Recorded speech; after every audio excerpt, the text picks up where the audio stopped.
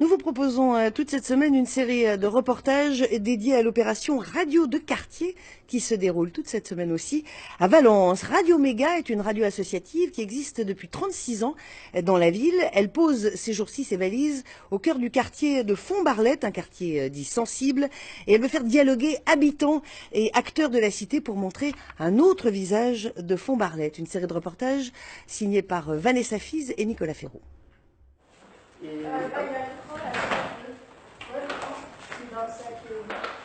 Voilà, nous sommes dans les locaux de Radio Méga et la radio s'installe pour toute la semaine dans le quartier de Font-Barlette. C'est l'heure du déménagement. Vous allez le voir, on ne part pas très loin. Le matériel est prêt, il ne reste plus qu'à charger. Ça tient peu de place, mais il y a là tout ce qu'il faut pour faire de la radio. Allez, on y va. Allez, zou, c'est parti.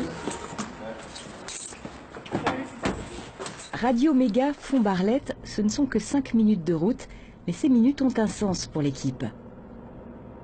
On pourrait prendre un petit enregistreur et aller faire des interviews. On le fait toute l'année. Là, c'est pas la même démarche.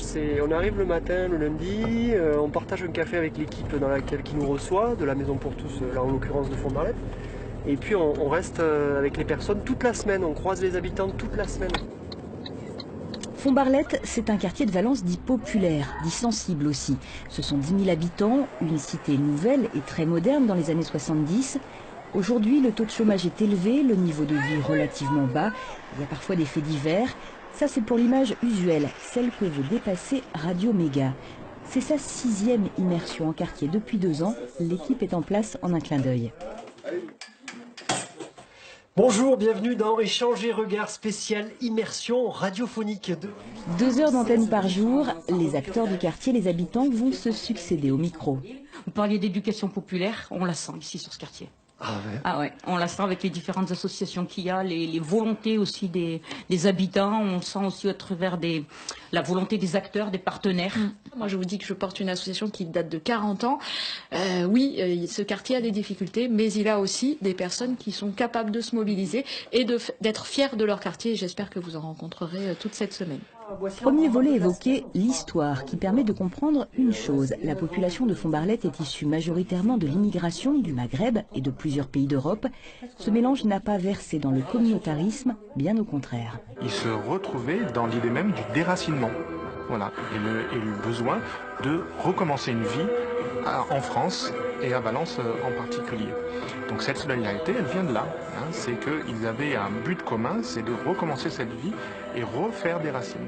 En marge de l'antenne, un premier atelier se met en place. C'est l'autre versant quotidien de Radio de quartier.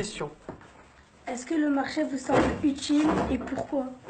Elle a rajouté pourquoi. Et avec le pourquoi, eh bien là, qu'est-ce qu'on va voir? La personne, qu'est-ce qu'elle va faire? Justifier.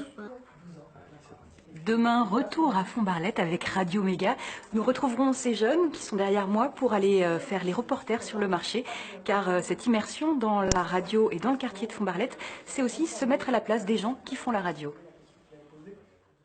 Et comme chaque soir, c'est le moment de retrouver vos éditions locales présentées ce soir par Julien Sauvadon à Lyon et par Stéphanie